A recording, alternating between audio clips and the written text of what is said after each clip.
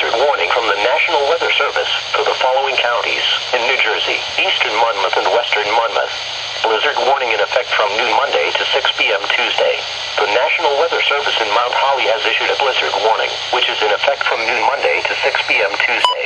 The blizzard watch is no longer in effect. Hazard types: heavy snow with strong winds causing considerable blowing and drifting. Snow accumulations: 18 to 28 inches with locally higher amounts. Timing: snow begins around daybreak Monday with some impact to the morning commute, then is expected to become heavy at times late Monday afternoon into Tuesday morning, before tapering off during Tuesday afternoon.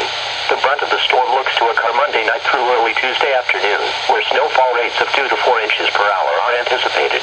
Impacts: extremely dangerous travel due to heavy snowfall and strong winds, resulting in whiteout conditions. Secondary and less traveled roads may become impassable. Strong winds may down power lines and tree limbs.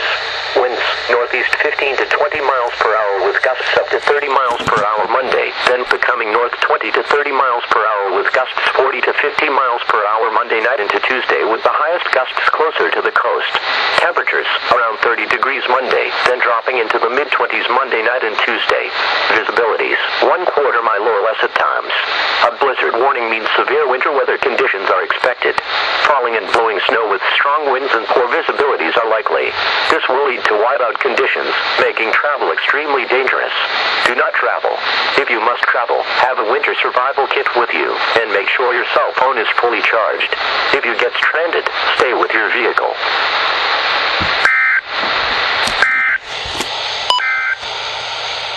The official National Weather Service forecast for Philadelphia